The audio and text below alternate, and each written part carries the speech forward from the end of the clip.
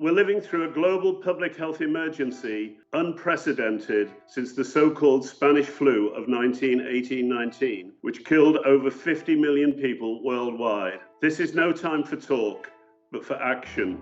Each of us must play our part to minimize the harm, the deaths and the distress. We must keep cool heads and warm hearts. You will have seen the television pictures from Italy, where the health services have been overwhelmed and thousands of people have died. It's likely that we will be in a similar position within the next few weeks. Only by pulling together can we avoid the worst case situation. There have been many failures and wrong decisions, but now is not the time to dwell on them or for recrimination. We must all now buckle down and play our part.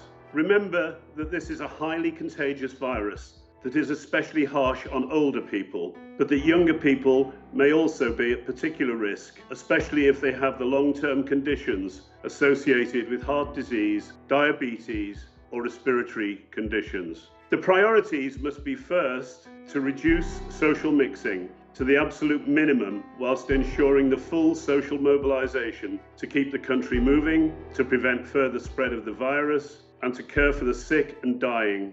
We must adhere strictly to the government requirements about gathering in groups and not let selfishness prevent us doing what is necessary. We must only move outside the home if it's absolutely essential. Those people who are currently moving from a high virus area to elsewhere must isolate themselves for 14 days on arrival. We must avoid younger people mixing with the over 70s. It may be necessary for younger people from households with elderly relatives to be outposted to other households with other younger people for the duration of the emergency. It's necessary for each of us to review our household arrangements so that if necessary, it's possible to isolate individuals in a biosecure part of the house or flat. It is essential to maintain absolute biosecurity in the house, remembering that the virus may live for 72 hours on work or other surfaces. As we move to home working and home isolation and social distancing, the home will become the most important place for the spread of infection. If it is safe to do so, we should get fresh air and find a safe way to take exercise. It's wise to aim for at least 7 hours sleep, to eat healthily, stop smoking or vaping,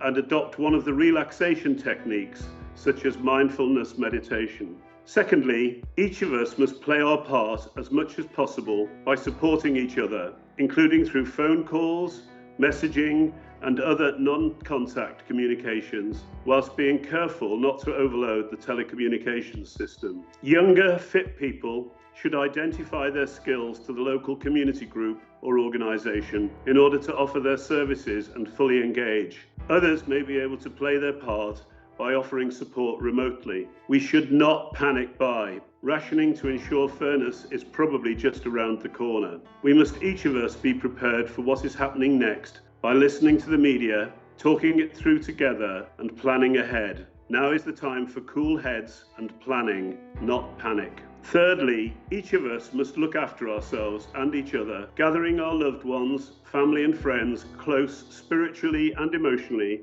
if not physically. We must look out for the vulnerable, the alone, and the strangers who are lost. If the family or other groups are together in lockdown isolation, now is the time to rediscover the strengths that bind us, family meals and board games round the table, storytelling, listening, and providing emotional support. I'm especially reminded this morning of the stories my father, an insulin-dependent diabetic, told us of the May Blitz of 1941. In the darkest days of World War II. As a fire watcher in the Liverpool docks, each night he walked those streets under the hail of bombs from the Luftwaffe. Over 6,000 died in Liverpool, tens of thousands across the country, not least in London. In the coming days and months, our generation will be tested as much or more than that heroic and noble generation.